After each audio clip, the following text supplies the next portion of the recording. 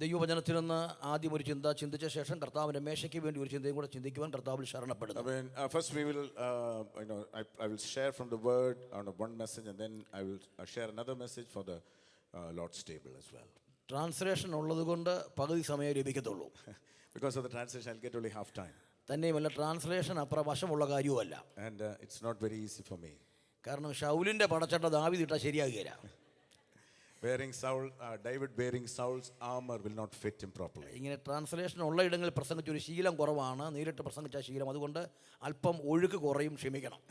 I had not have the habit of speaking with translation, so the flow will be not that much. So please forgive me. ഒരു തിരുവെഴുത്ത് നമുക്ക് ഇന്ന് പകർത്തെ ധ്യാനത്തിന് വേണ്ടി വായിക്കാം. Let us turn our attention to one scripture. ചിന്തയ്ക്ക് ആധാരമായി യോഹന്നാന്റെ സുവിശേഷം, വിശുദ്ധ യോഹന്നാൻ എഴുതിയ സുവിശേഷം 6-ാം അധ്യായം 12-ാം വാക്യം വായിക്കാം. John chapter 6 verses 12. John chapter 6. അവർക്ക് തൃപ്തിയായ ശേഷം അവൻ ശിഷ്യന്മാരോട് ശേഷിച്ച കഷണമൊന്നും നഷ്ടമാക്കാതെ ശേഖരിപ്പീൻ എന്ന് പറഞ്ഞു. When they were filled, he said to his disciples, gather up the leftover fragments so that nothing will be lost. താവോട്ട് വായിക്കാം. 5 യവത്തപ്പത്തിൽ തിന്ന് ശേഷിപ്പിച്ച കഷണം അവർ ശേഖരിച്ചു 12 കുട്ട നിറച്ചെടുത്തു.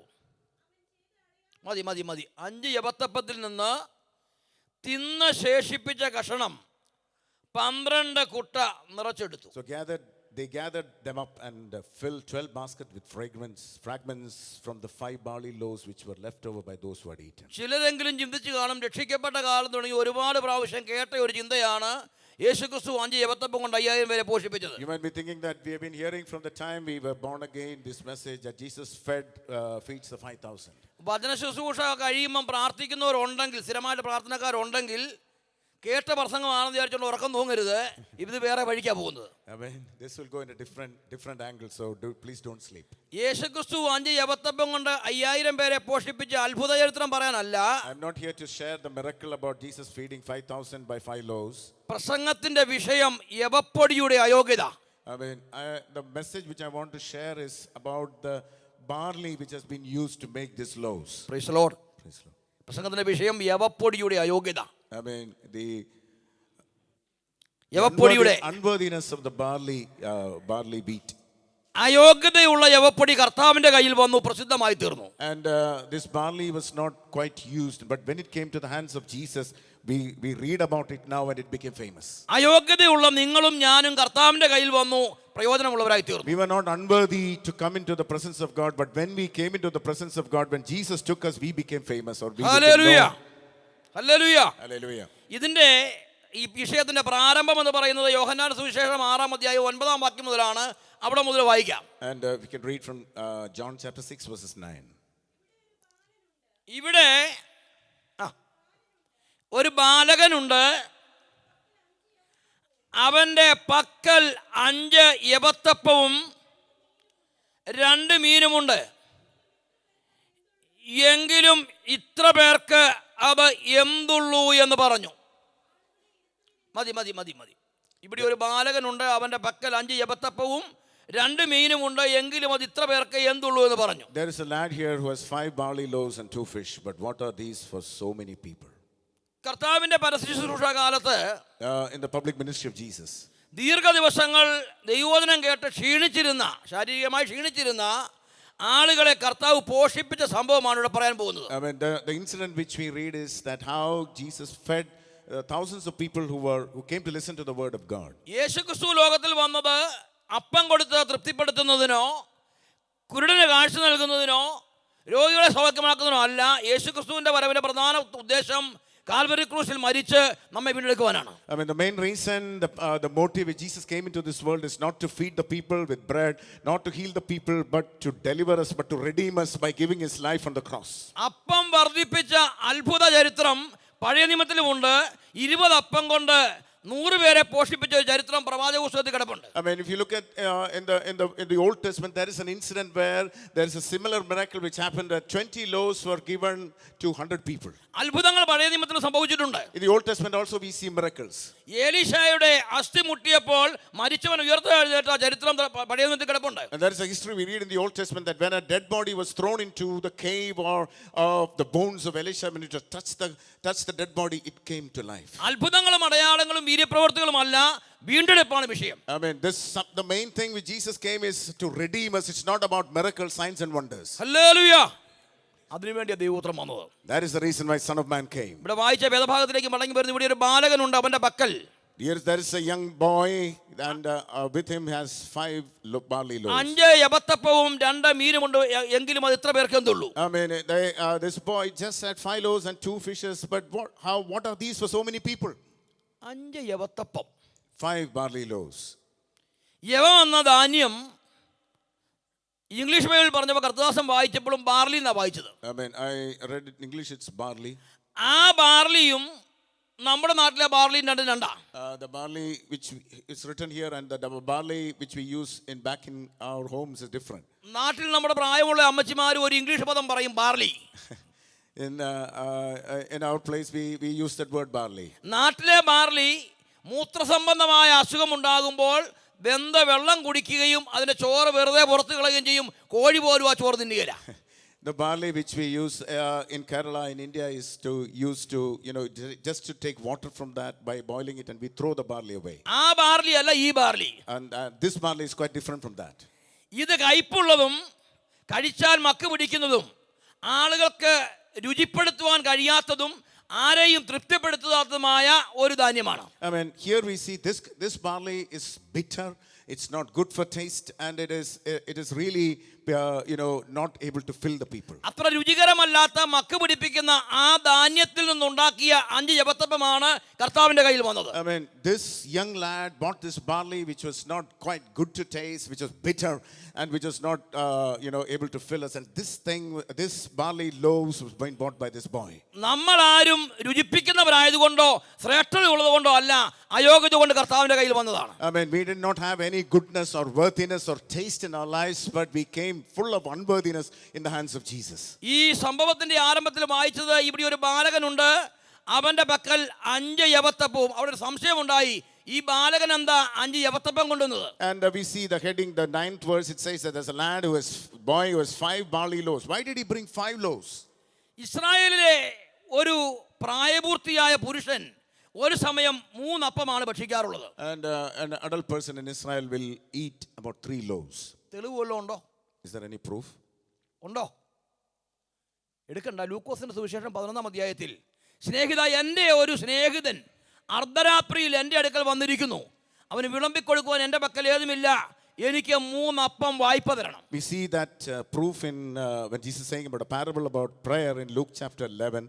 Sees about one friend is asking another friend for a friend, and he's telling that I need 3 loaves of bread to give my friend. പ്രായപൂർത്തിയായ ഒരു ഇസ്രായേലിലെ പുരുഷൻ ഒരു സമയത്ത് 3 അപ്പം കഴിക്കും, പക്ഷേ ബാലകൻ 5 അപ്പം കൊണ്ടുവന്നു. And an adult person eats 3 loaves, but this boy he brings 5. He has brought 5 loaves. Praise the Lord. Praise the Lord. എന്തിനാ 5 അപ്പം കൊണ്ടുവന്നത്? Why did he bring 5 loaves?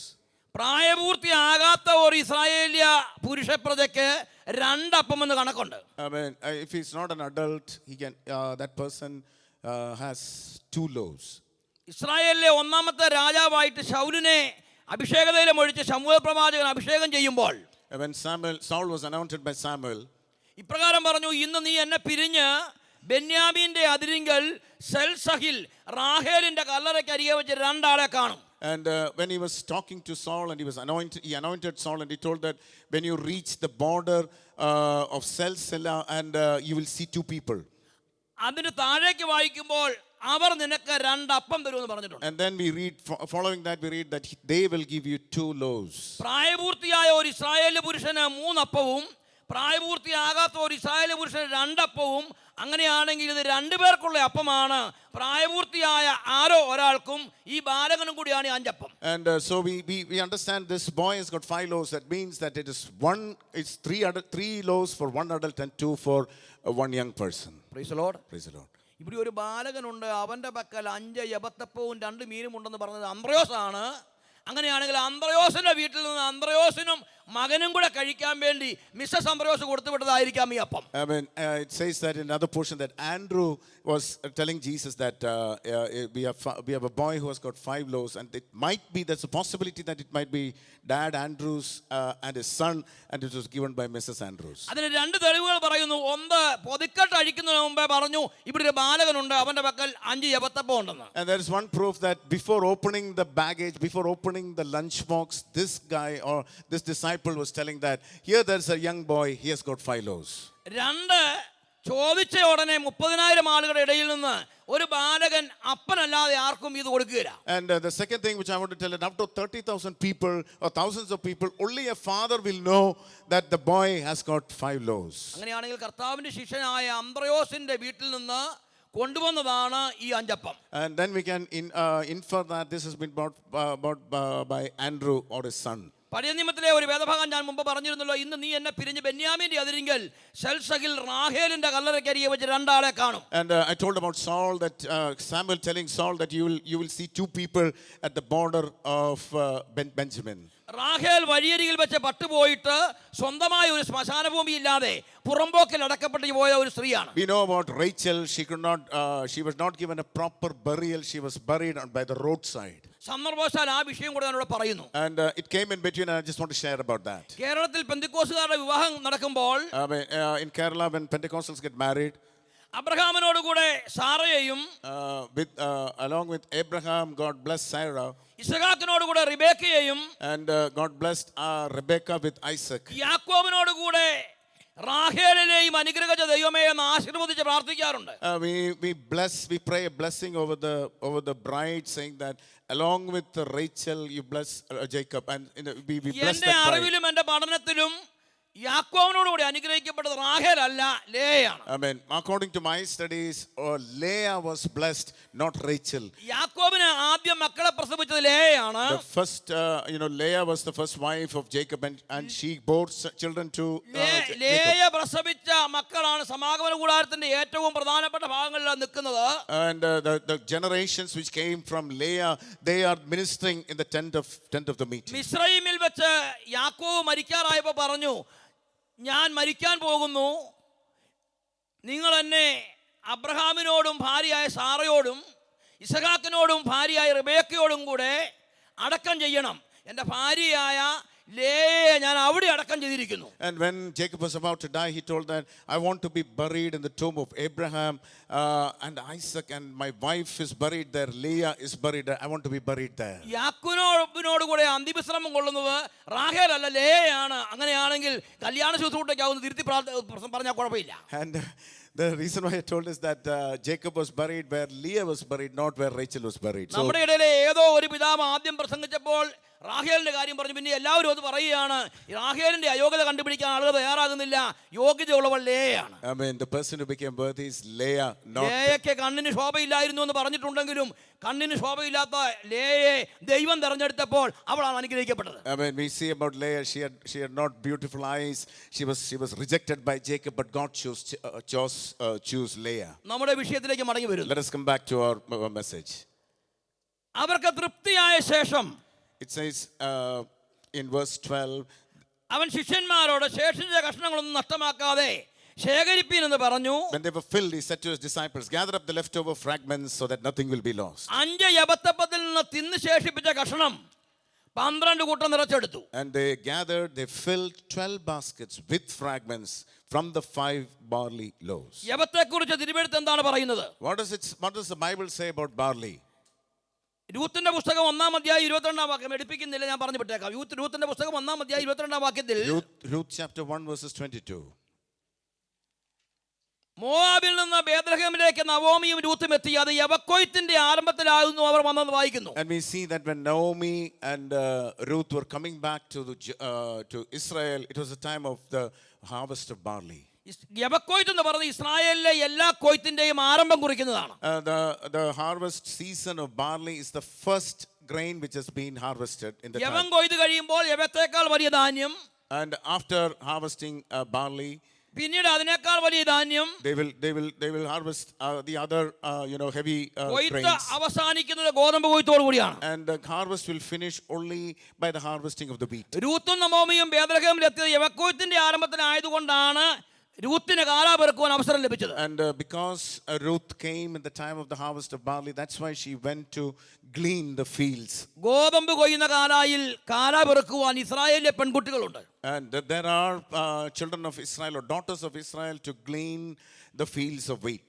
യവൻ കൊയ്യുന്ന കാലായിൽ കാലാ പെറുക്കുവാനേ വിജാതീയ സ്ത്രീക്ക് അനുവാദമുള്ളൂ. And only a Gentile lady can go and glean the barley in a barley field. യവക്കൊയ്ത്തിന്റെ ആരംഭമായതുകൊണ്ട് മാത്രമാണ് രൂത്തിന് കാലാ പെറുക്കാൻ അവസരം ലഭിച്ചത്. Just because it was the time of the harvest of barley, Ruth got an opportunity to do that. ശ്രദ്ധിക്കുക, ഇസ്രായേലിൽ വന്നു പാർക്കുന്ന പരദേശികൾ, And there are people who are coming and to living amongst the Israelites. അന്യജാതിക്കാര്, They were Gentiles. ഇസ്രായേലിലെ ഏറ്റവും ദരിദ്രന്മാര്, They were very poor people in Israel. ഇവരുടെ ആഹാരമാണ് യവം. And it is their staple food was barley. രാജാക്കന്മാരുടെയോ മന്ത്രിമാരുടെയോ ഭക്ഷണമേശകളിൽ ഒരിക്കലും യവം കൊണ്ടുള്ളതായ ആഹാരം വരാറില്ല. And if you look at the tables of kings and rich people, you can never see anything made of barley. Praise the Lord. അവിടെയെല്ലാം ഗോതമ്പ് മാവ് കൊണ്ടുള്ള അപ്പം വരുമ്പോൾ ദരിദ്രന്റെ തീന്മേശയിൽ മാത്രം വരുന്ന ആഹാരമാണ് യവം. And in all those rich people, they feed on wheat, but the poor people can only afford barley. ശമൂവേൽ പ്രവാചകന്റെ രണ്ടാം പുസ്തകം 2 Samuel chapter 2. 21-ാം അധ്യായം 9-ാം വാക്യം വായിക്കാം. Chapter 2 Samuel 21. 9. Praise the Lord. Hallelujah. Hallelujah. ഒരു കൂട്ടം ആളുകളെ മരത്തിന്മേൽ തൂക്കിക്കളഞ്ഞ ചരിത്രം പറയുന്നു. വായിക്കാം.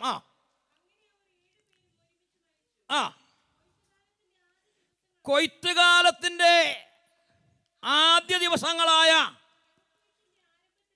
യവക്കൊയ്ത്തിന്റെ ആരംഭത്തിലായിരുന്നു. മതി.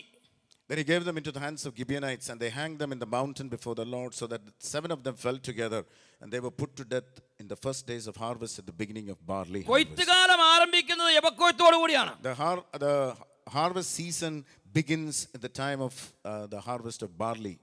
അപ്പോൾ ഒരു കാര്യം മനസ്സിലാക്കുക, യവക്കൊയ്ത്ത് കഴിഞ്ഞ ഗോതമ്പ് കൊയ്ത്തുള്ളൂ. And only after the harvest of barley you can harvest the wheat. യോഹന്നാന്റെ സുവിശേഷം 4-ാം അധ്യായം John chapter 4. 35-ാം വാക്യം വായിക്കാം. Chapter 4 verses 35.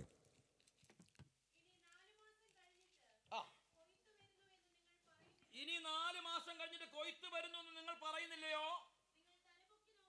നിങ്ങൾ തലപൊക്കി നോക്കിയാൽ നിലങ്ങൾ ഇപ്പോൾ തന്നെ, നിങ്ങളല്ല, നിലങ്ങൾ ഇപ്പോൾ തന്നെ കൊയ്ത്തിന് വെളുത്തിരിക്കുന്നത് കാണും. ഒന്ന് വായിക്കാം. ഇനി 4 മാസം കഴിഞ്ഞിട്ട്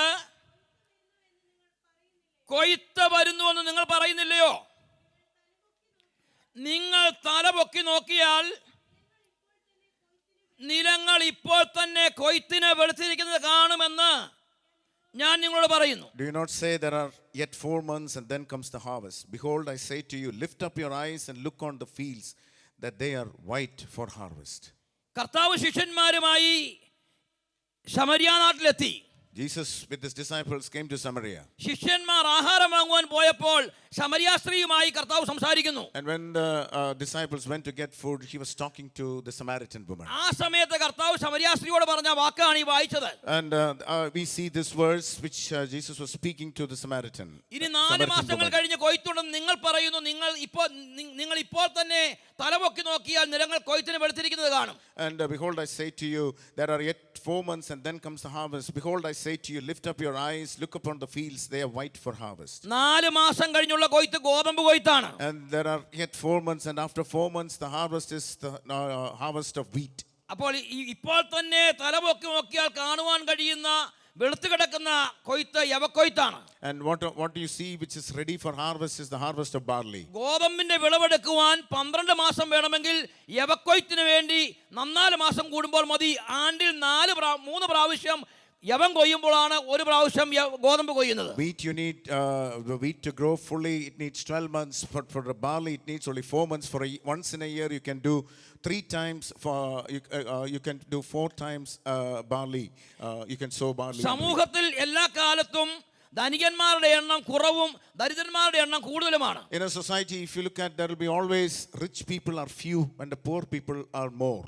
അതുകൊണ്ട് ധനികന്മാർക്ക് വേണ്ടിയുള്ള ഗോതമ്പ് 12 മാസം കൂടുമ്പോൾ കൊയ്താൽ മതി. ദരിദ്രന്മാർക്ക് വേണ്ടിയുള്ള യവം 4 മാസം കൂടുമ്പോൾ കൊയ്യും. 3 തവണ യവം കൊയ്യുമ്പോഴാണ് 1 തവണ ഗോതമ്പ് കൊയ്യുന്നത്. And we can see that the rich people, their food can be only harvested at once in a year, but the poor person's food, barley is harvested 3 times a year. ഇതൊന്നുമല്ല ഇതിന്റെ പ്രധാനപ്പെട്ട വിഷയം. This is not the main subject. കർത്താവ് സംസാരിച്ചുകൊണ്ട് നിൽക്കുന്നതായി ശമരിയ സ്ത്രീയോട് സുവിശേഷം അറിയിക്കുവാൻ അക്കാലത്ത് അനുവാദമില്ലായിരുന്നു. And it was prohibited for a Jew to speak to a Samaritan woman. യേശുക്രിസ്തുവിന്റെ ക്രൂശ് മരണത്തിന് ശേഷമാണ് വിജാതിയരോട് സുവിശേഷം അറിയിക്കുവാൻ ദൈവം അനുവദിക്കുന്നത്. And only after the crucifixion of Christ, the gospel was able to be preached amongst the Gentiles. കർത്താവ് സംസാരിച്ചുകൊണ്ട് നിൽക്കുന്നതായ ആ ശമരിയ സ്ത്രീ അടക്കമുള്ള വിജാതിയര് യവത്തിന് തുല്യമാണ്. യവത്തെ കൊയ്ത് പാണ്ഡ്യശാലയെ കയറ്റിയ ശേഷം മാത്രമാണ് ഗോതമ്പ് കൊയ്യുന്നത്. And Jesus was telling that including the Samaritan woman, Gentiles are similar to the barley. Only after harvesting the barley, you can harvest the wheat. ഇപ്പോൾ യഹൂദന്മാര് സഭയ്ക്ക് വെളിയിൽ കിടക്കുകയാണ്. ഇത് ജാതികളുടെ കാലമാണ്. Now Jewish people are outside the church. This is the time of Gentiles. വിജാതിയിൽ നിന്ന് കൂട്ടിച്ചേർക്കപ്പെടുന്നതായ ദൈവസഭ നമ്മൾ എടുക്കപ്പെട്ട ശേഷം മാത്രമേ ഗോതമ്പ് എന്ന സാധനമുള്ള ഇസ്രായേലിനെ ദൈവം കൊയ്യുകയുള്ളൂ. And only after God taking the Gentile church into his presence, then only God will gather the Jewish harvest. കർത്താവ് സംസാരിച്ചുകൊണ്ട് നിൽക്കുന്ന ഈ ശമരിയ സ്ത്രീ ഒരു അന്യജാതിക്കാരിയാണ്. അന്യജാതിക്കാരിയായ ശമരിയ സ്ത്രീ അടക്കം നമ്മളടക്കമുള്ള ആളുകൾ ദൈവസഭയുടെ ഉൽപ്രാവണം കഴിഞ്ഞ് മാത്രമേ മാറ്റി നിർത്തിയിരിക്കുന്ന യഹൂദന് വേണ്ടിയുള്ള ദൈവത്തിന്റെ പദ്ധതി ആരംഭിക്കുകയുള്ളൂ. Including the Samaritan woman where Jesus was speaking, she was a Gentile, including all of us. Only after harvesting us or taking us up, then only God gives an opportunity for the Jewish people. ഞാൻ ഇപ്പൊ പറഞ്ഞുകൊണ്ടിരിക്കുന്ന വലിയൊരു ആത്മീയ മർമ്മമോ, പക്ഷേ translation ആയതുകൊണ്ട് അത്ര ഗ്രഹിക്കാൻ പറ്റിയില്ല. And I'm telling important spiritual truth, but because of the translation there is a bit break. എന്ന് പറഞ്ഞാൽ 5 യവത്തപ്പം കൊണ്ട് 5000 പേരെ പോഷിപ്പിച്ച സംഭവം എടുത്താൽ സഭയുടെ ഉൽപ്രാവണവും ഇപ്പോൾ വെളിയിൽ കിടക്കുന്ന യഹൂദന് വേണ്ടി ദൈവം നാളെ ചെയ്യാൻ പോകുന്ന കാര്യങ്ങൾ വരെ പ്രസംഗിക്കാം. And if I take this small subject of barley loaves, I can even speak about the rapture of the church. യവത്തെക്കുറിച്ചുള്ള മറ്റൊരു പഠനം, and another study of barley. ഈ രാജാക്കന്മാരുടെ 1-ാം പുസ്തകം 4-ാം അധ്യായം 28-ാം വാക്യം. 1 Kings chapter 4 verses 28. രാജാക്കന്മാരുടെ 1-ാം പുസ്തകം 4-ാം അധ്യായം 28-ാം വാക്യം. അവർ കുതിരകൾക്കും തുരകങ്ങൾക്കും വേണ്ടുന്ന യവവും മതി. They also brought barley and straw for the horses and swift steeds to the place. Swift.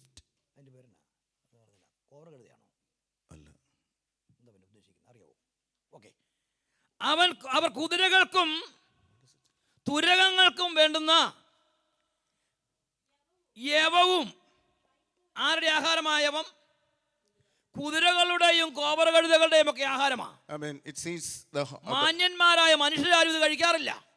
This barley was given to animals like horses and sheep. കന്നുകാലികളുടെ ആഹാരമാണ്. It was the food for the animals. Praise the Lord. Praise the Lord. കന്നുകാലികൾക്ക് കൊടുക്കുന്ന ധാന്യമായ യവത്തിൽ നിന്നുണ്ടാക്കിയ 5 യവത്തപ്പമാണ് കർത്താവിന്റെ കയ്യിൽ വന്നത്. And the barley which was actually given for the animals, and these 5 loaves were made from that same barley which came into the hands of Jesus. യവത്തിന് തുല്യമായ ഒരു ഭക്ഷ്യവസ്തു കേരളത്തിലുണ്ട്. And there is a similar kind of food which is in Kerala. ഇവിടെ ഇരിക്കുന്ന ആളുകൾ കേരളത്തിൽ അധികം ജീവിച്ചിട്ടില്ലാത്തവരും ഇന്ത്യയിൽ ജീവിക്കാതെ ബ്രിട്ടനിൽ ജനിച്ചു വളർന്നവരും ഉണ്ടെങ്കിൽ അവർക്കത് മനസ്സിലാകുകയില്ല. Some of you might not understand because you have not been much in Kerala. അതിന്റെ പേര് കട്ടങ്കപ്പയെന്നും അരിയങ്കപ്പയെന്നുമാണ്. It is called a tapioca. ടപ്യോക്ക എന്നുള്ള പദം തന്നെ ഉണ്ടായത് പണ്ടൊരു സായിപ്പ് നമ്മുടെ നാട്ടിൽ വന്നു. ഒരു വല്യമ്മ കപ്പക്കിഴങ്ങ് മാന്തി കൊടുത്തപ്പോൾ സായിപ്പ് വാട്ട് ആർ യു ഡൂയിങ് എന്ന് ചോദിച്ചു. വല്യമ്മയ്ക്ക് ഇംഗ്ലീഷ് അറിയത്തില്ല. ടപ്പി നോക്കുക എന്ന് പറഞ്ഞു. തപ്പി നോക്കുക സായിപ്പ് പറഞ്ഞു വന്നപ്പോൾ ടപ്പിയൊക്കെയായി.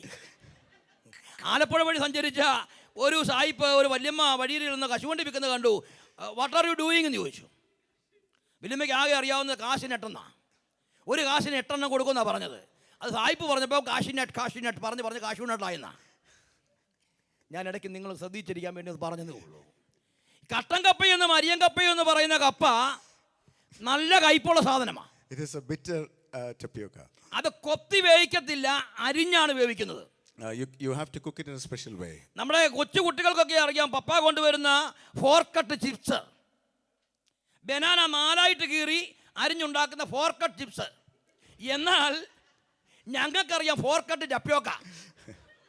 അത് കഴിച്ചിട്ട് സ്കൂളിൽ പോയി ഇരിക്കാനൊക്കത്തില്ല. നാലായി കീറി അരിഞ്ഞ് 2-3 ദിവസം അതിൻ്റെ കട്ട് പോകാൻ വെള്ളത്തിലിട്ട് കട്ട് ഊറ്റിക്കളഞ്ഞിട്ട് വേവിക്കും. അതിന് തേങ്ങായും എന്തെല്ലാം സാധനങ്ങൾ ചേർത്ത് വേവിച്ചാലും അത് കഴിക്കുമ്പോൾ ദാനിയേൽ പ്രവാചകന്റെ പുസ്തകത്തിലെ വാക്യം പോലെ ഇരുമ്പും കളിമണ്ണും തമ്മിൽ ചേരുക എന്ന പോലെ വേറെ വേറെ കിടക്കും. ഇതുപോലെ വില കുറഞ്ഞ തള്ളപ്പെട്ട ഒരു ധാന്യമാണ് ഇസ്രായേലിലെ യവം.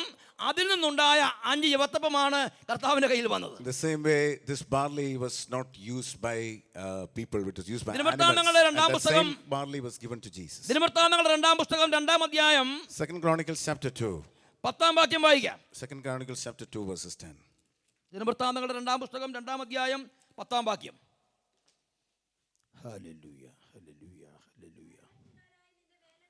മരം വെട്ടുകാരായ നിന്റെ വേലക്കാർക്ക് 20,000 കോർ ഗോതമ്പരിയും ആരുടെ ആഹാരമാ? മരം വെട്ടുകാരുടെ ആഹാരമാ. And now I give to your servants, the woodsmen who cut timber, 20,000 cores of crushed wheat, 20,000 cores of barley. അതിന് മരം വെട്ടുകാരുടെ ആഹാരത്തിന് പ്രത്യേകതയുണ്ടോ? What is the speciality of this? പേന പിടിച്ചുകൊണ്ട് ഓഫീസിൽ ജോലി ചെയ്യുന്ന വൈറ്റ് കോളർ ജോലിക്കാരും മരം വെട്ടുകാരുടെ ആഹാരമല്ല കഴിക്കുന്നത്. And people who work in the office, they don't eat the food of this timbermen. അവർക്ക് വളരെ സോഫ്റ്റ് ആയിട്ടുള്ള ആഹാരം ഉണ്ടെങ്കിലും മതിയാകും. പക്ഷേ കട്ടിപ്പണി ചെയ്യുന്നവർക്ക് യവം പോലെയുള്ള ആഹാരമാണ് ആവശ്യം. And the people who do hard work, they need food like barley. ഉദാഹരണം പറഞ്ഞാൽ നമ്മുടെ നാട്ടിൽ ഇപ്പോൾ കട്ടിപ്പണിക്കാർ ഉപയോഗിക്കുന്ന ആഹാരമാണ് പൊറോട്ട. 3 എണ്ണം കഴിച്ച് വെള്ളവും കുടിച്ചാൽ പിന്നെ ഉച്ചയ്ക്ക് കഴിച്ചില്ലെങ്കിലും കുഴപ്പമില്ല, അവൻ അവിടെ കുരുത് വീർത്ത് കിടക്കും. ഇതുപോലെ ഇസ്രായേലിലെ മരം വെട്ടുകാരെ കട്ടിപ്പണി ചെയ്യുന്നവർ കഴിക്കുന്ന ആഹാരമാണ് യവം. അവിടുത്തെ രാജാക്കന്മാരോ മന്ത്രിമാരോ കളക്ടർമാരോ യവത്തപ്പം കഴിക്കാറില്ല. അത് കഠിനാധ്വാനികളുടെ ആഹാരമാണ്. It says that this barley loaves is given to servants or hard-working people. യവത്തിന്റെ വിലയെക്കുറിച്ച് രാജാക്കന്മാരുടെ 2-ാം പുസ്തകം 7-ാം അധ്യായം 1-ാം വാക്യത്തിൽ ഇങ്ങനെ വായിക്കാൻ കഴിയുന്നു. വായിക്കാം. രാജാക്കന്മാരുടെ 2-ാം പുസ്തകം 7-ാം അധ്യായം 1 മുതൽ വായിക്കാം.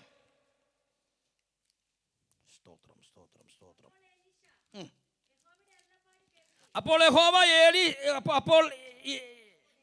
എലീശ യഹോവയുടെ അരുളപ്പാട് കേൾപ്പീൻ, നാളെ ഈ നേരത്ത് ശമരിയുടെ പടിവാതിക്കൽ ശേക്കലിന് 1 സെയ ഗോതമ്പുമാവും ശേക്കലിന് 2 സെയ യവവും വിൽക്കും. മതി. എന്തെങ്കിലും മനസ്സിലായോ? 2 Kings chapter 7 verses 1. Listen to the word of the Lord. Thus says the Lord, tomorrow about this time a measure of fine flour will be sold for a shekel and 2 measures of barley for a shekel.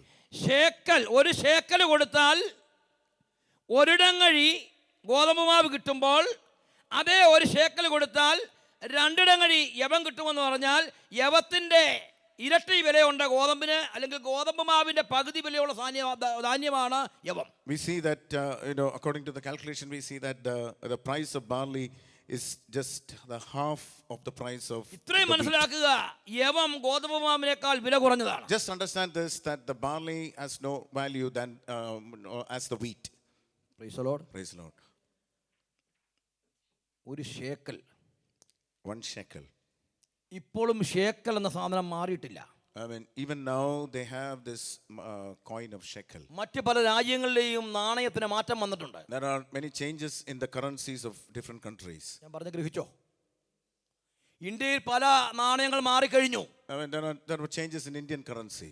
പണ്ടത്തെ അപ്പച്ചന്മാർ, ഒരു 100 വയസ്സുള്ള അപ്പച്ചന്മാരുണ്ട്, അവർ പറയും കിഴുത്തക്കാലണ, കാലണ, അണ, British രൂപ, Indian രൂപ എന്നൊക്കെ ഉണ്ടായിരുന്നു. There were different currencies even in the olden times. അതുകൂടാതെ ചക്രമെന്നും പുക്രമെന്നും നാണയം ഉണ്ടായിരുന്നു. And there were also different currencies after that, coins. നാട്ടിലെ ചില വല്യമ്മമാര് മരുമക്കളോട് വഴക്ക് പിടിക്കാൻ പറയണം, നീ കൊണ്ടുവന്ന പുക്രമൊക്കെ എനിക്ക് അറിയാം. ചക്രവും പുക്രവും അണായും കാലണായും കിഴുത്തക്കാലണായും ഒക്കെ ഇന്ത്യക്കാർക്ക് മാറി മാറി ഇന്ത്യൻ റുപ്പീസിലേക്ക് വന്നു. എന്നാൽ ലോകത്തിൽ ഇന്ന് വരെ നാണയത്തിന് മാറ്റം വരാത്ത ഒരു രാജ്യമുണ്ടെങ്കിൽ അത് ഇസ്രായേലിലെ നാണയമാണ്. അതാണ് shekel. I mean, even after, there was a lot of changes of currencies in different countries, but shekel is a currency for Israel which has not changed. ഇസ്രായേലിലെ നാണയം പോലെ തന്നെ മാറ്റം വരാത്ത ഒന്നാണ് ഇസ്രായേൽക്കാരുടെ ഭാഷ. അതിന് യാതൊരു പുരോഗമനവും ഉണ്ടായിട്ടില്ല. And in the same way, the language of Israel was also not changed. English ഭാഷയിൽ ഒരുപാട് പുതിയ പദങ്ങൾ ഉണ്ടായി. And in English language, there's a lot of additions of new words. ഞാൻ CMS കോളേജിൽ ലിറ്ററേച്ചർ പഠിച്ച ആളാണ്. പക്ഷെ അന്ന് ഇല്ലാതിരുന്ന പല പദങ്ങളും ഇപ്പോൾ ഉണ്ടായിട്ടുണ്ട്. And I studied literature in CMS college, but there are, if I read English now, there are so many new words. നമ്മുടെ പഴയ ഒരു മുഖ്യമന്ത്രി ഒരിക്കൽ മന്ത്രിസഭയുടെ സമീപത്തിരുന്ന് പാടി വൈ ദിസ് കൊലബറി കൊലബറി കൊലബറി. അത് ബാൻ ചെയ്തു ആ പാട്ട്. അതെന്തോ കുഴപ്പമുള്ള പദമാണെന്ന് പറഞ്ഞ്. എന്ന് പറഞ്ഞാൽ അങ്ങനെ പദം പണ്ട് ഡിക്ഷണറി ഇല്ലായിരുന്നു. മലയാളികൾ പറയുന്നൊരു വാക്കാണ് അൽഗുൽത്ത്, ഉഡായിപ്പ്, തേപ്പ്, തള്ള്. ഇതൊന്നും ഡിക്ഷണറിയിലുള്ളതല്ല. ഒരുപാട് പദങ്ങൾ മലയാളത്തിൽ കയറി വന്നെങ്കിലും എബ്രായ ഭാഷയ്ക്ക് യാതൊരു മാറ്റവും സംഭവിച്ചില്ല. കാരണം ഒറിജിനൽ 10 കൽപ്പനയും 613 നിയമങ്ങളും എവിടെയോ ഇരിപ്പുണ്ട്.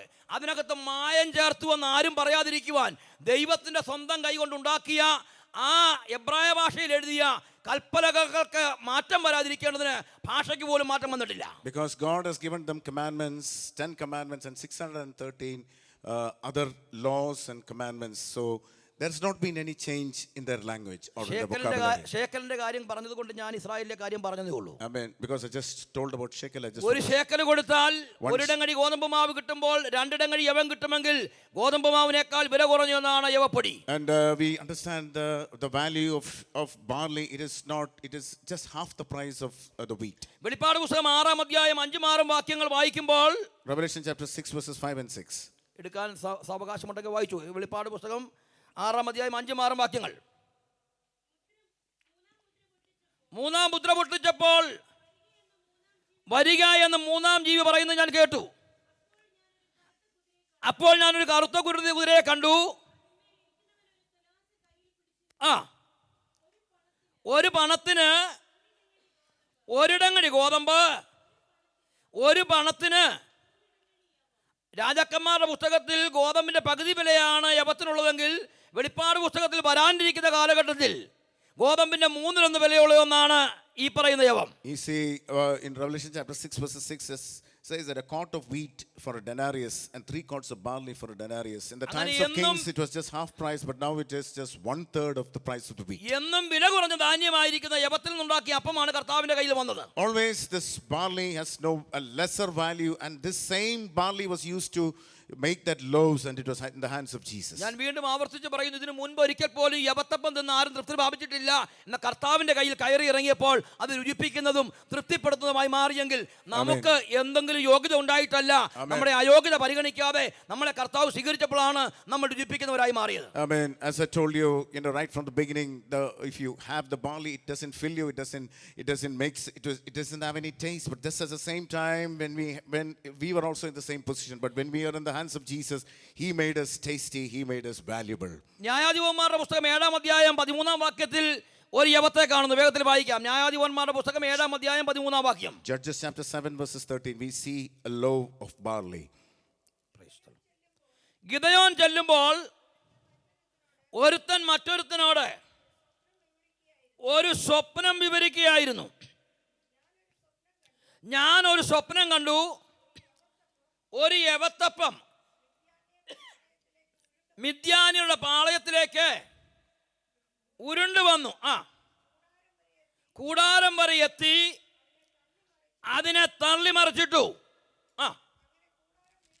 അങ്ങനെ കൂടാരം വീണ് കിടന്നു എന്ന് പറഞ്ഞു. വായിച്ചു.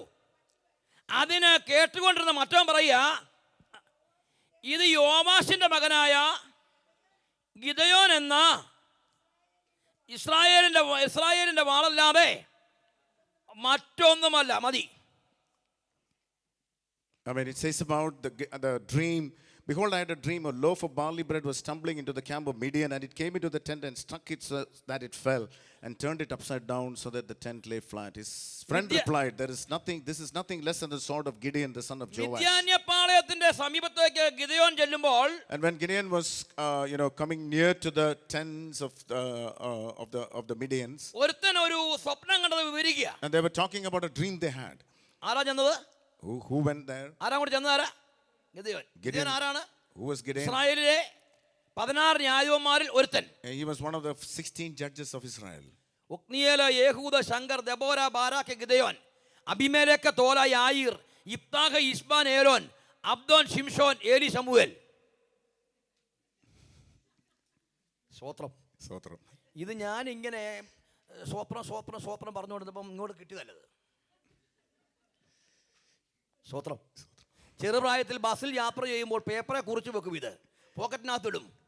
കണ്ടക്ടർ ടിക്കറ്റ് എടുത്തു കഴിയുമ്പോൾ പിന്നെ സമയമുണ്ട് യാത്രയ്ക്ക്, എടുത്ത് വായിക്കും. അങ്ങനെ വായിച്ച് പഠിച്ചതാ. സ്വത്രം. തിരുവഴുത്തിൽ നിന്ന് എന്തെങ്കിലും ആരെങ്കിലും പ്രാപിച്ചിട്ടുണ്ടെങ്കിൽ അവർ അതിന് പിന്നിൽ അധ്വാനിച്ചിട്ടുണ്ട്.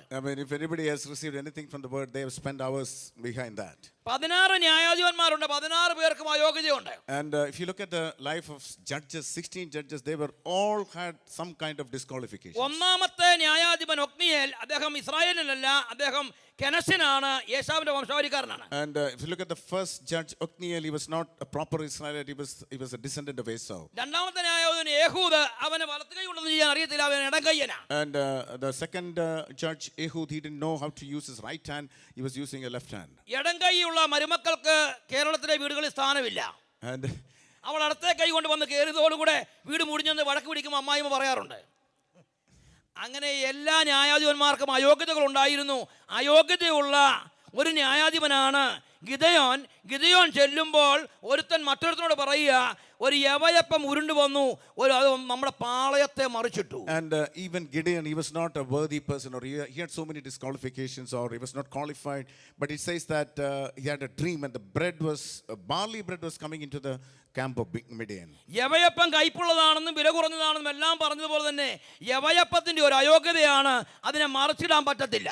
And we know that there are so many worthlessness of this barley bread, and one thing is that you cannot turn it around. മറിച്ചിടാത്ത അപ്പം ഉണ്ടോ നമ്മുടെ നാട്ടിൽ, കേരളത്തിൽ? മറിച്ചിടാത്ത അപ്പം ഉണ്ടോ? പാലപ്പം. കറക്റ്റാ. ദോശ മറിച്ചിടും, അതുകൊണ്ടാണ് ദോശ എന്ന പേര് വന്നത്.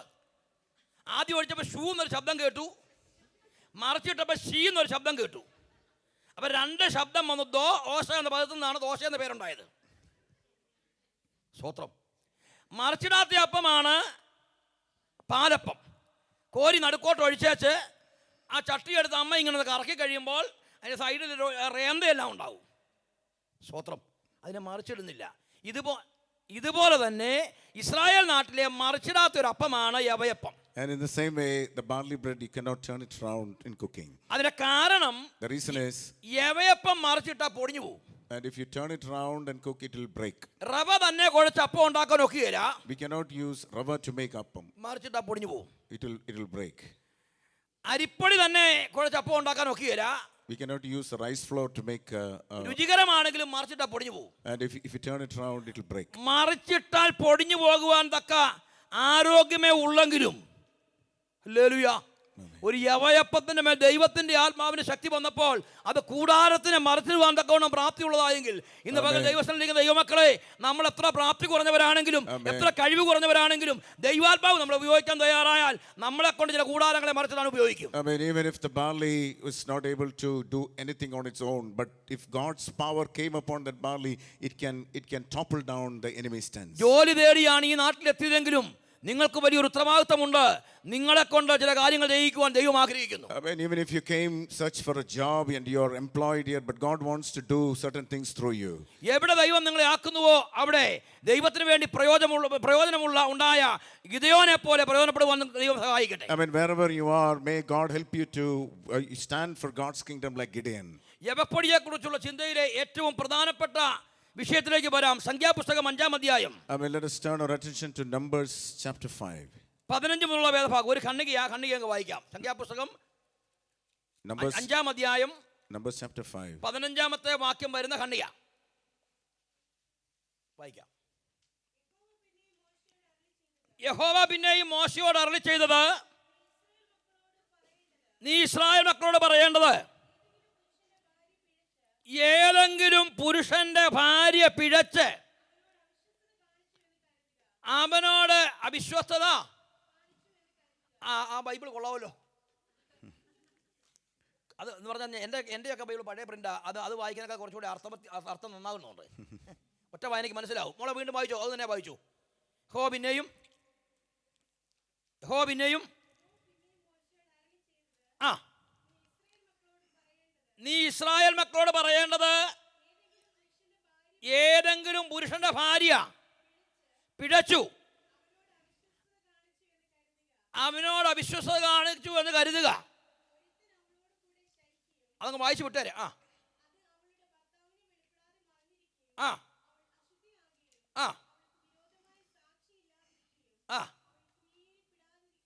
പിടിപെടാതിരിക്കുകയും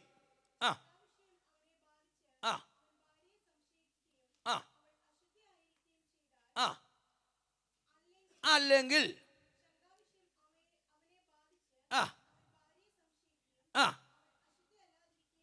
എന്ന് പറഞ്ഞാൽ ഒരു മനുഷ്യനൊരു സംശയം, ഭാര്യ വഴിതെറ്റിപ്പോയോ? And a man has doubts on his wife. അത് വഴിതെറ്റിപ്പോയതാകാം, ഇവന്റെ സംശയമാകാം. Maybe it's true or maybe it's just his doubt. രണ്ടിനും ഒരു പ്രതിവിധി പറഞ്ഞിട്ടുണ്ട്. And there is a solution for both of these. എന്താ പ്രതിവിധി? അവിടെ വായിക്കാം. ആ പുരുഷൻ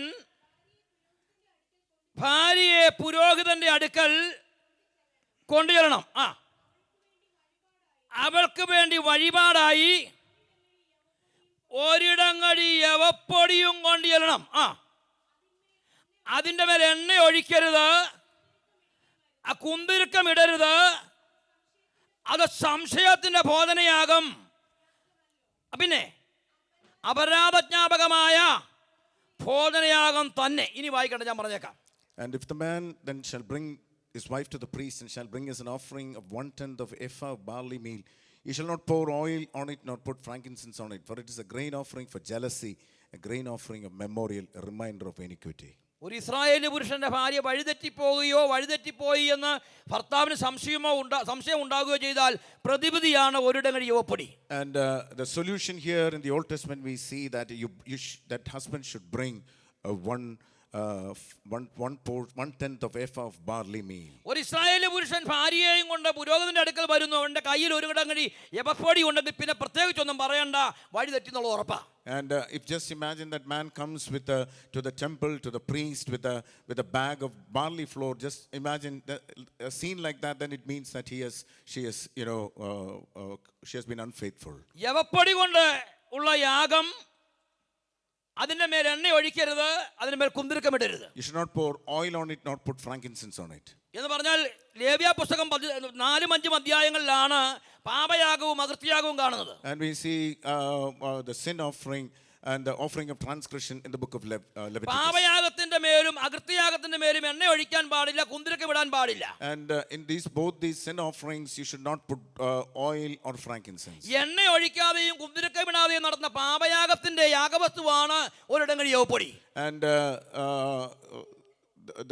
the flour which is used in the sin offering and the offering of transgression, that flour is the flour of barley. ലേവ്യ പുസ്തകത്തിൽ കാണുന്ന 5 യാഗങ്ങൾ, ഹോമയാഗം, ഭോജനയാഗം, സമാധാനയാഗം, പാപയാഗം, അകൃത്യയാഗം. The 5 sacrifices we see in the book of Leviticus. അതിൽ 4-5 അധ്യായങ്ങളിലെ യാഗമാണ് ആദ്യം കഴിക്കേണ്ടത്. And in chapter 4 and 5 we see the sin offering, and that should be done first. 4-5 അധ്യായങ്ങളിലെ യാഗം കഴിച്ച് ദൈവവുമായി നിരപ്പ് പ്രാപിച്ചവർക്കാണ് 1-2-3 അധ്യായങ്ങളിലെ യാഗം കഴിക്കുവാൻ അവകാശമുള്ളത്. Only after being redeemed from their sins, then only they have the opportunity or the qualification to offer the sacrifices of thanksgiving or the other sacrifices. 4-5 അധ്യായങ്ങളിലെ യാഗത്തെ ഒരുമിച്ച് പറയുമ്പോൾ പാപയാഗം. And 4 and 5 we see the sacrifices together as sin offering. പാപയാഗത്തിന് എണ്ണയും കുന്തിരുക്കവും പാടില്ല. You should not put oil or frankincense on sin offering. പാപയാഗം നിർബന്ധിത യാഗമാണ്. ഇസ്രായേൽക്കാരനാണെങ്കിൽ പാപയാഗം കഴിച്ചേ പറ്റൂ. And if you're an Israelite, you have to do the sin offering. That is mandatory. 4-5 അധ്യായങ്ങളിലെ പാപയാഗവും അകൃത്യയാഗവും കഴിച്ചവർക്ക് 1-2-3 അധ്യായങ്ങളിലെ ഹോമയാഗവും ഭോജനയാഗവും സമാധാനയാഗവും കഴിക്കുവാൻ അവകാശമുള്ളൂ. I mean, only after doing the sin offerings or the sacrifice of sin offerings, then only that person is eligible to do the other sacrifices. 1, 2, 3 അധ്യായങ്ങളെ യാഗം കഴിക്കണമെന്ന് നിർബന്ധമൊന്നുമില്ല. It is not mandatory to do that, peace offerings and other sacrifices. 1, 2, 3 അധ്യായങ്ങളിലെ യാഗങ്ങളിൽ ഗോതമ്പിന്റെ മാവാണ് വരുന്നത്. അതിന് എണ്ണ ഒഴിക്കുകയും കുന്തിരിക്ക ഇടുകയും ചെയ്യാം. അതിനെ സ്തോത്രയാഗം എന്ന് പറയുന്നു. And we see that the sacrifices of chapter 1, 2, and 3 is the sacrifices of praise and thanks, and they use the flour of wheat. എന്ന് പറഞ്ഞാൽ പാപയാഗം കഴിക്കുവാൻ വേണ്ടി മാത്രം ദൈവസന്നിധിയിൽ വരുന്ന ഒരു യാഗവസ്തുവാണ് ഒരു ഇടങ്ങഴി യവപ്പൊടി. And fully for sin offering they use the wheat, the barley. ഇസ്രായേൽക്കാരൻ്റെ ഒരു ഗ്രോസറി ഷോപ്പിൽ പോയി ഒരിടങ്ങഴി യവപ്പൊടി തരാൻ പരസ്യമായി പറയാൻ ആളുകൾ അറയ്ക്കുമായിരുന്നു. And the children of Israel will not go to a shop to buy a portion of barley. ഇവന്റെ വീട്ടിൽ എന്തോ പ്രശ്നമുണ്ടെന്ന് ആളുകൾ സംശയിക്കും. And people will think that there is some problem in that അത്ര house. തള്ളപ്പെട്ട ഒരു വസ്തുവായിരുന്നു ഇസ്രായേൽ നാട്ടിൽ യവപ്പൊടി. And this barley was such. ആ യവപ്പൊടിയിൽ നിന്ന് ഉണ്ടായ 5 യവത്തപ്പമാണ് നമ്മുടെ വാഴ്ത്തപ്പെട്ട കർത്താവിന്റെ കയ്യിലെത്തിയത്. This barley was not treated, it was treated very badly in Israel, and in the same barley was used to make this phyllos, which is in the hands of Jesus. ഇസ്രായേലിലെ ഒരു grocery ഷോപ്പിൽ രാവിലെ 50 ഇടങ്ങഴിയുള്ള ഒരു ചാക്ക് പൊട്ടിച്ചു. ആദ്യത്തെ ഒരു ഇടങ്ങഴി ഇതുപോലെ ആവശ്യത്തിന് വേണ്ടി കൊണ്ടുപോയി എന്നിരിക്കട്ടെ. I mean, just imagine on a grocery shop in Israel, if somebody comes to the shop and takes one portion of barley flour, പിന്നെ 49 ഇടങ്ങഴിയുണ്ട്, and the remaining is 49. അതിലൊരു ഇടങ്ങഴി ആയിരിക്കാം ഒരു പക്ഷേ അന്ത്രയോസിന്റെ വീട്ടിൽ വന്നത്. Maybe there is one portion which was taken in the house of Andrew. ഒന്നാമത്തെ ഒരു ഇടങ്ങഴി കൊണ്ടുപോയതുപോലെ തന്നെ ഒരുത്തൻ വന്നിരുന്നെങ്കിൽ അത് ആ വഴി പോകേണ്ടതായിരുന്നു. പക്ഷേ അന്ത്രയോസിന്റെ വീട്ടിൽ വന്നതുകൊണ്ട് അത് കർത്താവിന്റെ കയ്യിലെത്തി. And because it came to the house of Andrew, he made phyllos and it came to the hands of Jesus. ദൈവജനമേ, നമ്മുടെ യോഗ്യത കൊണ്ടല്ല നമ്മുടെ കർത്താവിന്റെ കയ്യിൽ നമ്മൾ വന്നത്. I mean, it is not because of our eligibility we came to the hands of God. Hallelujah. Hallelujah. നമ്മുടെ അയോഗ്യത, ബലഹീനത, നമ്മുടെ കഴിവുകേട്, Amen. നമ്മുടെ രുചിപ്പിക്കുന്ന രുചിയില്ലാത്ത അനുഭവം, കയ്പിക്കുന്ന അനുഭവം, മക്കുള്ള അനുഭവം, ഇതൊന്നും പരിഗണിക്കാതെ കർത്താവിന്റെ കയ്യിൽ നമ്മളെ ഏൽപ്പിച്ചപ്പോൾ നമ്മൾ രുചി കൊടുക്കുന്നവരായി മാറി. We were tasteless, we were bitter, we were useless, but when we gave ourselves to the hands of Jesus, he made us with taste and he made us useful. ഞാൻ 9ാം സ്റ്റാൻഡേർഡിൽ പഠിക്കുമ്പോൾ എൻ്റെ പിതാവ് 2 മദ്യഷാപ്പുകൾ ആരംഭിച്ചു. And when I was studying in the year 9, my father started 2 toddy shops. ഞങ്ങളുടെ വീട്ടിൽ ഞങ്ങൾ 5 മക്കളാണ്. എല്ലാവരോടും ചോദിച്ചു, അപ്പനോട് ചോദിച്ചു, എന്തിനാ ഷാപ്പ് തുടങ്ങുന്നത്? And I have 5 siblings. We asked our dad, why are you opening this shop, toddy shop? അപ്പൻ പറഞ്ഞു, എല്ലാ മാസത്തിൻ്റെയും 1-ാം തീയതി ഷാപ്പിന് അടവാണ്. അപ്പോൾ സ്വന്തമായ ഷാപ്പ് ഉണ്ടെങ്കിൽ പിൻവാതിൽ കൂടെ എടുത്ത് കുടിക്കാമെന്ന് പറഞ്ഞു. And my father told that the first day of every month the toddy shops, the liquor shops are closed, but because if I own a shop, I can take it, I can have access anytime. ആ അപ്പൻ്റെ മോനാ ഞാൻ. And I am the son of that father. Praise the Lord. Praise the Lord. Praise the Lord. എനിക്ക് ദൈവസ്ഥനിൽ വരുമ്പോൾ ഒരു യോഗ്യതയും പറയാനില്ല. And when I come into the presence of God, I don't have any eligibility to say. അപ്പനെ പോലെ ഒരു ഷാപ്പുകാരനായോ? I mean, did I become a toddy shop owner or liquor shop owner like my dad? Communist പാർട്ടിയുടെ ഒരു ചെറിയ കുട്ടി നേതാവായോ? I mean, did I become a communist party leader? ഒക്കെ തീരേണ്ട ഒരാളായിരുന്നു ഞാൻ. I mean, I was on that way. കൃപയാൽ എൻ്റെ ചെറുപ്രായത്തിൽ കർത്താവിനെ കണ്ടുമുട്ടി. I mean, by the grace of God, I came to know Jesus. എൻ്റെ 5ാമത്തെ വയസ്സ് തുടങ്ങി 22ാമത്തെ വയസ്സ് വരെ അറിയപ്പെടുന്ന ഒരു പെന്തക്കോസ്ത് സഭയുടെ സൺഡേ സ്കൂളിലെ ഒരു വിദ്യാർത്ഥിയായി ഞാൻ. From the age of 5 to the age of 22, 17 I studied Sunday school in a big church. 17 വർഷങ്ങളിലെ സൺഡേ സ്കൂൾ പഠനമാണ് എന്നെ ഞാനാക്കി തീർത്തത്. I mean, 17 years I studied Sunday school, and that's the reason I'm standing here now. ആർക്കെങ്കിലും വചനശുശ്രൂഷ ഇഷ്ടപ്പെടുന്നെങ്കിൽ അതിന്റെ പിന്നിലെ ചരിത്രം ഇതാണ്.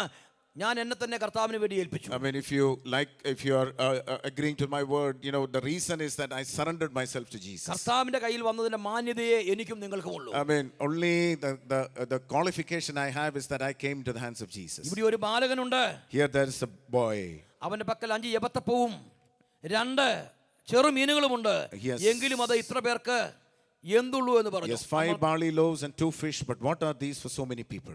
നാം വായിച്ച് തുടങ്ങിയ വേദഭാഗം, the place where we started, John chapter 6.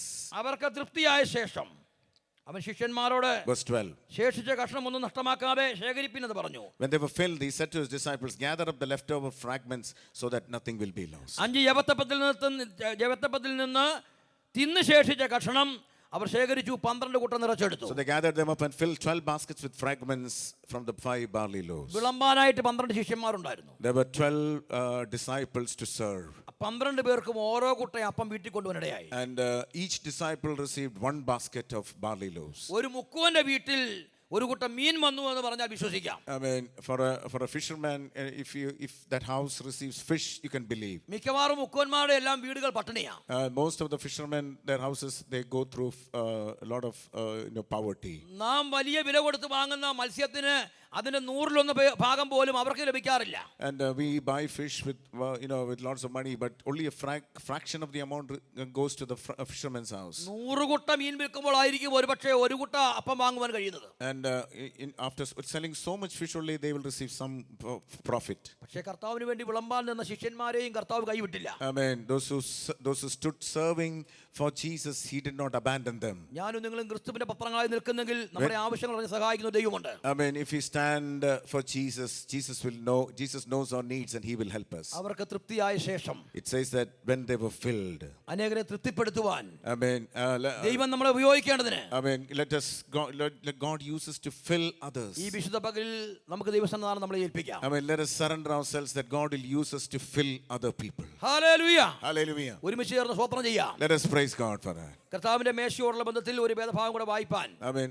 I would like to read a verse regarding the Lord's table. കർത്താവിന്റെ കൃപയിൽ ശരണപ്പെടുന്നു. Amen. I trust God's grace for that. അതിനെ ആധാരമായി രാജാക്കന്മാരുടെ 2-ാം പുസ്തകം 2 Kings chapter 2. 6-ാം അധ്യായം 7-ാം വാക്യം വായിക്കാം. 2 Kings chapter 2 verse 6.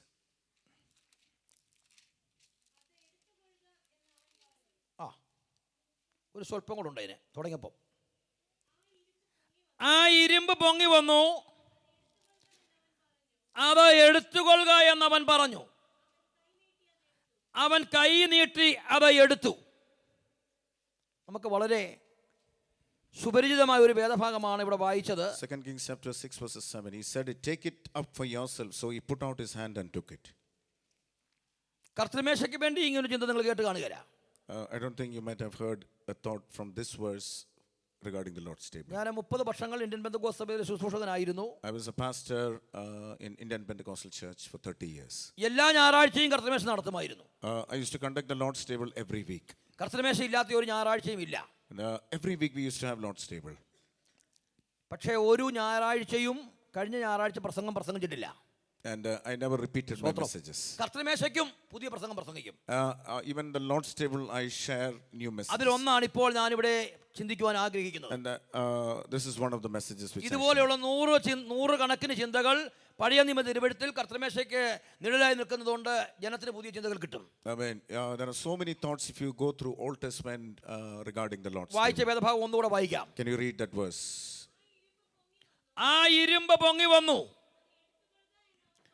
അത് എടുത്തുകൊള്ളുക എന്ന് അവൻ പറഞ്ഞു.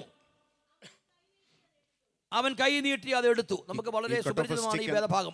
He cut off a stick and threw it in there and made the iron float. He said, "Take it yourself." So he put out his hand and took it. ആ അധ്യായത്തിന്റെ 1 മുതൽ വായിക്കാം. Can you read from verse 1?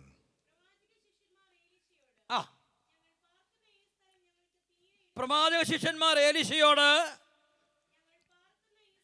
ഞങ്ങൾ പാർക്കുന്ന ഈ സ്ഥലം ഞങ്ങൾക്ക് തീരെ ഇടുക്കമായിരിക്കുന്നു എന്ന് നീ കാണുന്നുവല്ലോ. ഞങ്ങൾ യോർദാനോളം ചെന്ന് അവിടെ നിന്ന് ഓരോരുത്തൻ ഓരോ മരം കൊണ്ടുവന്ന് ഞങ്ങൾക്ക് പാർക്കേണ്ടതിന് ഒരു സ്ഥലമുണ്ടാക്കട്ടെ എന്ന് ചോദിച്ചു. അന്ന് പ്രവാചക പള്ളിക്കൂടങ്ങൾ ഉണ്ടായിരുന്നു. In those days they had schools where prophets were trained, prophetic schools. ഇപ്പോഴും ബൈബിൾ സ്കൂളുകളുണ്ട്, പ്രവാചക പള്ളിക്കൂടങ്ങളുമുണ്ട്. And even now you have Bible schools and schools of prophets. ക്ഷമിക്കണം, സന്ദർഭവശാൽ പറഞ്ഞു പോവുക. It's not my topic, but I just want to say a word about that. ഇന്ത്യയിലെ ചില സംസ്ഥാനങ്ങളിൽ പ്രവചനം പഠിപ്പിക്കുന്ന പ്രവാചക പള്ളിക്കൂടങ്ങൾ ഇപ്പോഴും ഉണ്ട്. And even in India, in certain states, there are prophetic എങ്ങനെ schools. പ്രവചിക്കണം, How to prophesy, എന്ത് പ്രവചിക്കണം, what to prophesy. ഒരാളിനെ കണ്ടാൽ മനഃശാസ്ത്രം അനുസരിച്ച് എങ്ങനെ പ്രവചിക്കാൻ കഴിയും? And looking at a person, seeing that person, how can you prophesy? അതൊന്നും ദൈവികമാണെന്ന് ഞാൻ വിശ്വസിക്കുന്നില്ല. I don't believe it's from the word. It's from the God. പരിശുദ്ധാത്മാവിൽ പ്രേരിതമായി പ്രവചിച്ചാൽ പ്രവചനമാണ്. I mean, if you are being moved by the Holy Spirit and you prophesy, that is true prophecy. അവിടെ പഠിച്ച ആളുകളാണ് പേരിന്റെ ഇടതുവശത്ത് prophet എന്ന് ചേർത്ത് എഴുതുന്നവരെ. And those people who study there, they give the title prophet. ഇതങ്ങനെ ആയിരുന്നില്ല. This was not like that. ഇന്നത്തെ ബൈബിൾ സ്കൂൾ പോലെ It was just like a current Bible school. രാജാക്കന്മാരുടെ കാലത്ത് The times of kings, പ്രവാചക പള്ളിക്കൂടങ്ങൾ ഉണ്ടായിരുന്നു. there were prophetic schools. അതിൽ എലീശ പ്രവാചകന്റെ ഒക്കെ കാലത്തുണ്ടായിരുന്ന പ്രവാചക പള്ളിക്കൂടത്തിൽ വിദ്യാർത്ഥികൾക്ക് പാർക്കുവാൻ സ്ഥലം ഇല്ലാതെ വന്നപ്പോൾ പ്രവാചക പള്ളിക്കൂടത്തിന്റെ വാതിക്കൽ ഷെഡ് കെട്ടി സമരം ചെയ്യുകയല്ല ചെയ്തത്.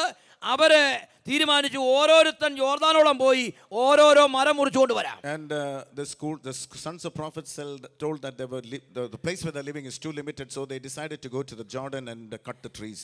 ഇപ്പോൾ ബൈബിൾ സ്കൂളുകളിലും ഒക്കെ സമരം ഉണ്ടായ കാലമാണ്. And there were strikes in Bible schools in India. നമ്മൾ വിചാരിക്കുന്ന ഓരോന്നുമല്ല.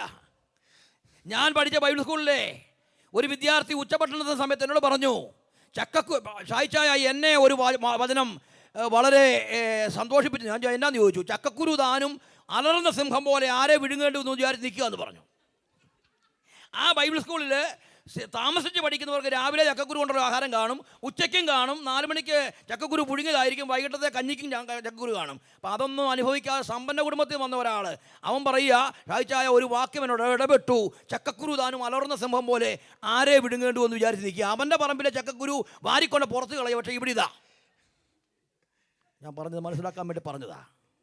I hope you understood what he said. ഞെരുക്കവും പ്രയാസവും ബുദ്ധിമുട്ടും ഒക്കെ ചിലപ്പോൾ പ്രവാചക പള്ളിക്കൂടങ്ങളിൽ ഉണ്ടായിരിക്കാം. അവിടെ സമരം ചെയ്യുകയല്ല പരിപാടി.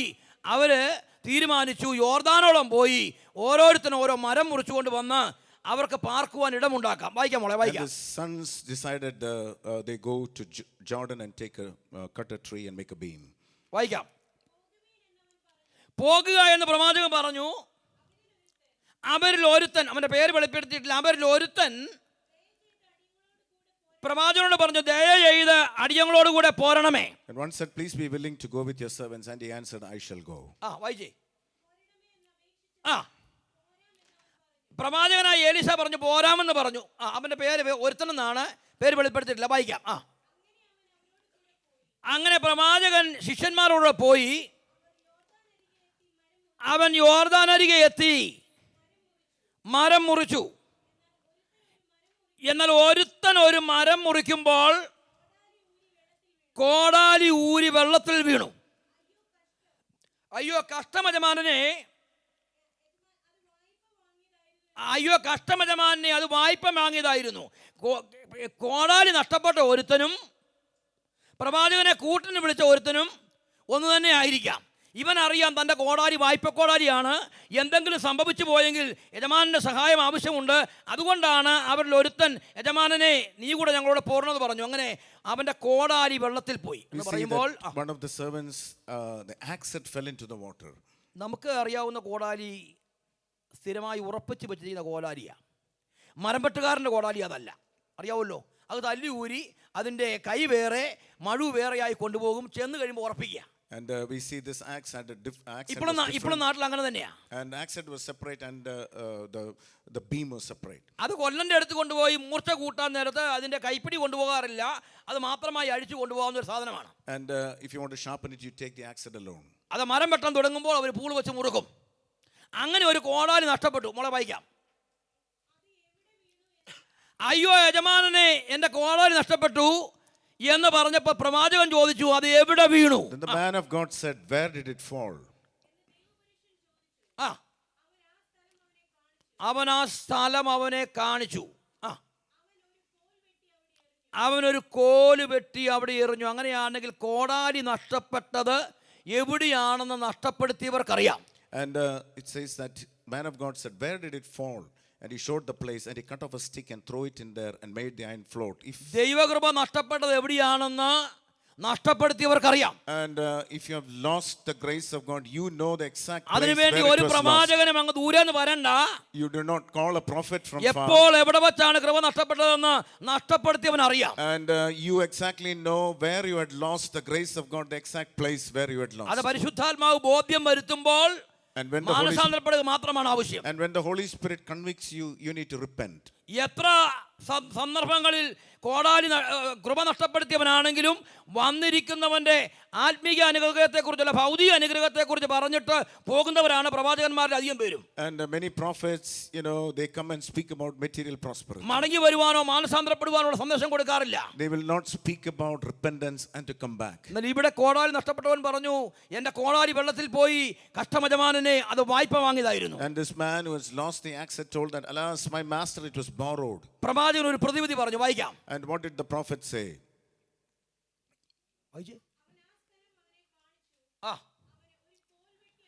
അവൻ ഒരു കോല് വെട്ടി അവിടെ എറിഞ്ഞു. Praise the Lord.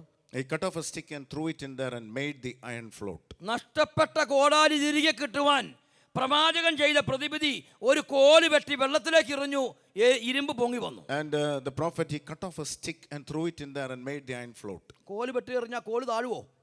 And if you throw a stick in the water, will it sink? കോല് വെട്ടി എറിഞ്ഞാൽ കോല് താഴുവോ? Will it sink? അറിയോ? ഒരു കോലും വെള്ളത്തിൽ താഴുകയില്ല. No stick will sink in the water. എല്ലാ മരക്കൊമ്പുകളുടെയും അകത്ത് വായുവുണ്ട്. And because there is moisture or air in all those sticks, അകത്ത് വായുവുള്ള ഒരു കൊമ്പും താഴത്തില്ല. പക്ഷേ അന്നൊരിക്കൽ ആ കൊമ്പ് താഴേക്ക് താണു. And but this one stick, sink to the water. ആ കാര്യത്തിന് മലയാളത്തിൽ പറയുന്ന സിദ്ധാന്തമാണ് പ്ലവന സിദ്ധാന്തം. 9ാം ക്ലാസ്സിൽ പഠിച്ചതാ പ്ലവന സിദ്ധാന്തം. I think it's gravitation. ഇംഗ്ലീഷിൽ ഫ്ലോട്ടിംഗ് തിയറി. ഫ്ലോട്ടിംഗ് തിയറി അനുസരിച്ച് ഒരു കോലും താഴത്തില്ല. And according to the floating theory, അന്നൊരിക്കൽ ഫ്ലോട്ടിംഗ് തിയറിയെ ഭേദിച്ചുകൊണ്ട് കോല് താഴേക്ക് താണു. and this stick sank to the under the water. Praise the Lord. Praise the Lord. Praise the Lord. പ്രവാചക ശിഷ്യന്റെ നഷ്ടപ്പെട്ട കോടാലി വെള്ളത്തിൽ കിടക്കുകയാണ്. അതിന് മുമ്പോ പിമ്പോ ഈ ഇരുമ്പ് പൊങ്ങി വന്നിട്ടില്ല. അതിന്റെ പേരാണ് ഭൂഗുരുത്വ സിദ്ധാന്തം അഥവാ theory of gravity. And the iron is under the water, and you know where you see that iron can come up on its own. Theory of gravity അനുസരിച്ച് ഒരു ഖരവസ്തുവും മുകളിലേക്ക് പൊങ്ങി വരത്തില്ല. ഭൂമി കേന്ദ്രസ്ഥാനത്തേക്ക് ഖരവസ്തുക്കളെ വലിച്ചുകൊണ്ടിരിക്കുക. And according to the gravitational theory, every matter is being pulled into the center of gravity of the earth, and it is being pulled down. എന്നാൽ അന്നൊരിക്കൽ ഭൂഗുരുത്വ സിദ്ധാന്തത്തെ അല്ലെങ്കിൽ theory of ഗ്രാവിറ്റിയെ ഭേദിച്ചുകൊണ്ട് ഇരുമ്പ് പൊങ്ങി വന്നു. And once this axe head came up, വെട്ടിയെറിയപ്പെട്ട കോല് ദൈവപുത്രനായ യേശുക്രിസ്തു. I mean, the stick which was broken and which was cut off വെള്ളത്തിൽ and thrown into the water was കിടന്നതായ Jesus. ഇരുമ്പ് ഇവിടെ ഇരിക്കുന്ന ഓരോ ദൈവമക്കളും. And the axe head which was thrown down, which went down, was all of us. ന്യായവിധിയുടെ വെള്ളത്തിൽ കിടന്നതായിരുന്നു ആ ഇരുമ്പ്. We were inside the floods of judgment. ആ ഇരുമ്പിനെ കോല് സ്പർശിച്ച് ഉയർത്തിക്കൊണ്ട് വന്നില്ലായിരുന്നെങ്കിൽ, and if that stick would not have touched the ആ ഇരുമ്പ് അവിടെ കിടന്ന തുരുമ്പ് പിടിച്ച്, and this iron would have been rusted under the water. അത് ആർക്കും പ്രയോജനമുള്ള ഇല്ലാത്തതായി നഷ്ടപ്പെടും. And it would be lost forever, useless. ആ ജലാശയത്തെയും അത് നഷ്ടപ്പെടുത്തും. And it will make that water unclean. ഒരു ജലാശയത്തിൽ വീണ് കിടന്നാൽ ആ പ്രദേശത്തിലെ വെള്ളത്തിന് തുരുമ്പിന്റെ ചുവയുണ്ടാവും. And if that iron is there in the water, the water will be tasting like iron. വല്ലപ്പോഴും കിണറ്റിൽ നിന്ന് കോരുന്ന തൊട്ടി അബദ്ധവശാൽ കയർ പൊട്ടിപ്പോയാൽ കുറെ കാലം കഴിയുമ്പോൾ കിണറ്റിലെ വെള്ളത്തിന് തുരുമ്പ് ചുവയാകും. പിന്നെ തേകി വൃത്തിയാക്കും. And in the same way, like a iron bucket, when it falls to the water, it lays there for some time, you will get a rusty taste of water.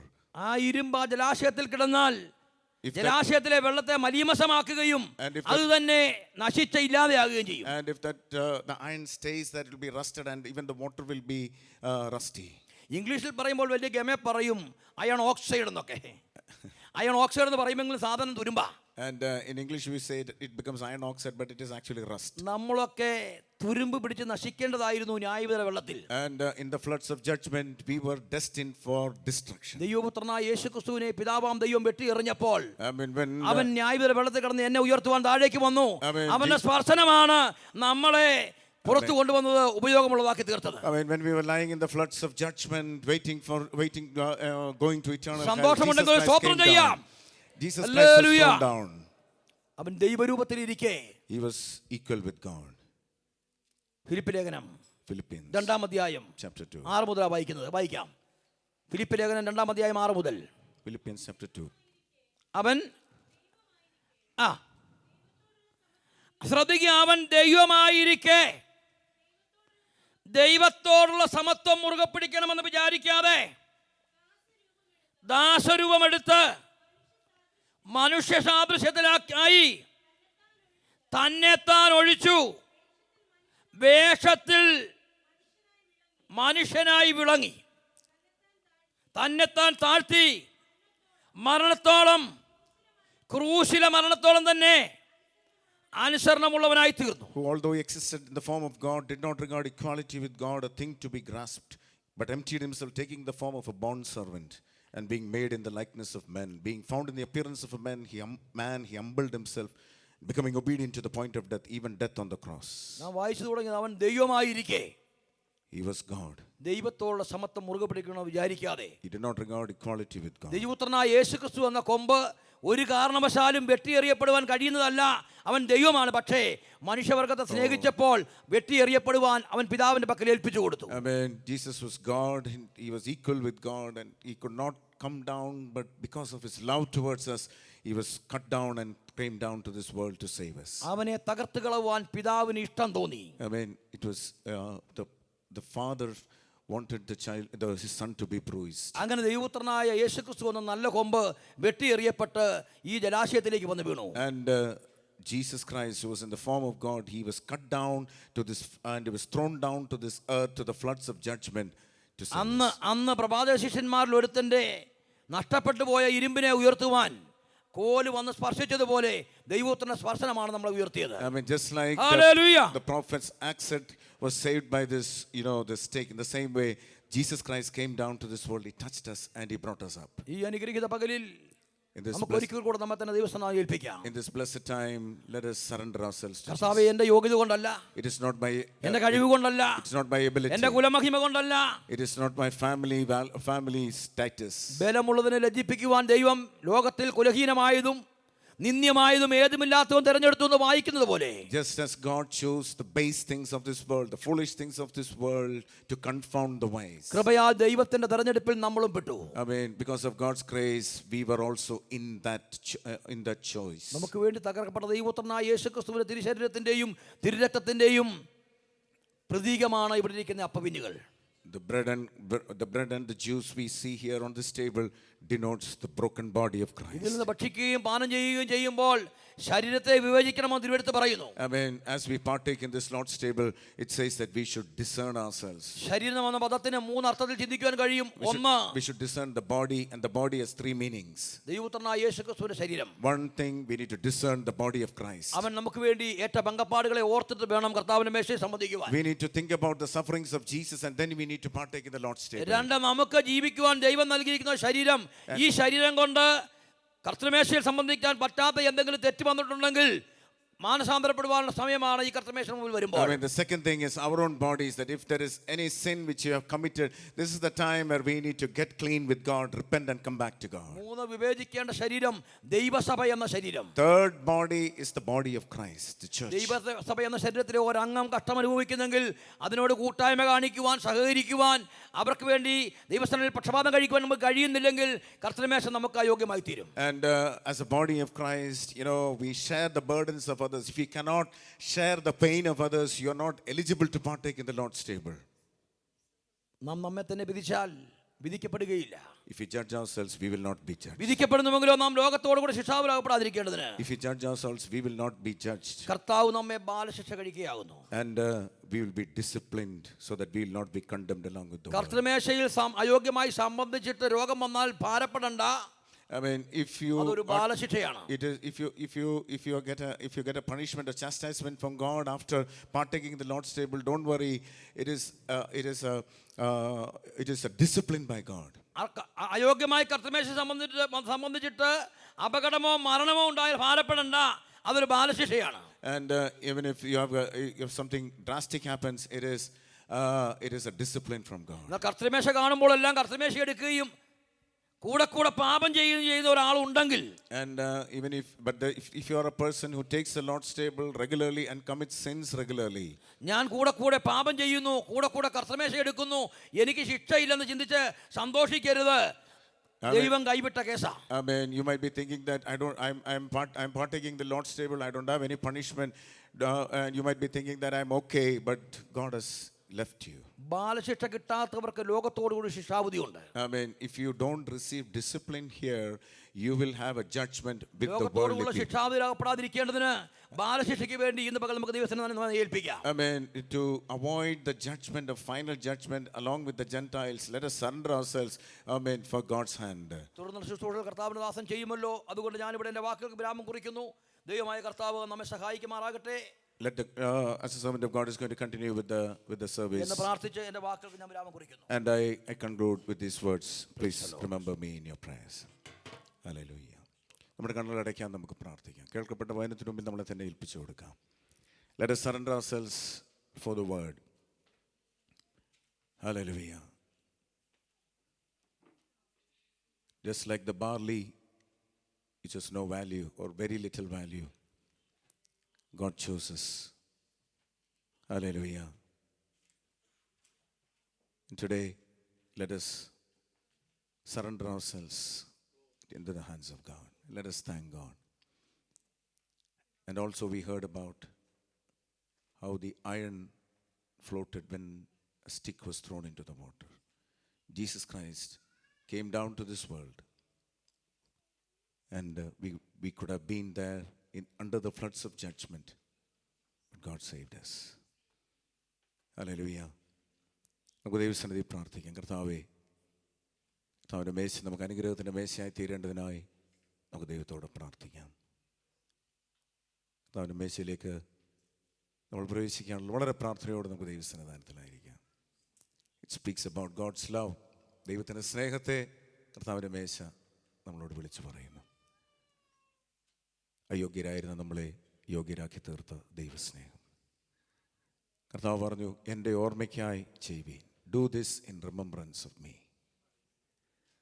V forget. നമ്മൾ മറക്കുന്നവരാണെന്ന് കർത്താവിനറിയാം.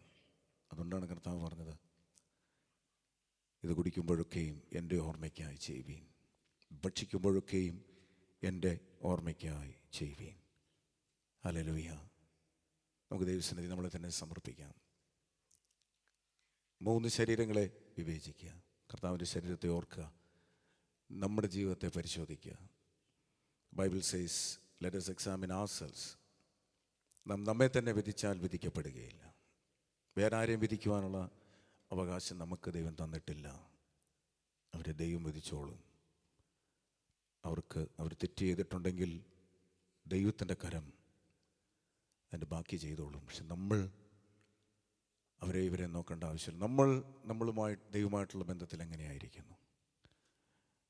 How is our relationship with God today? Hallelujah.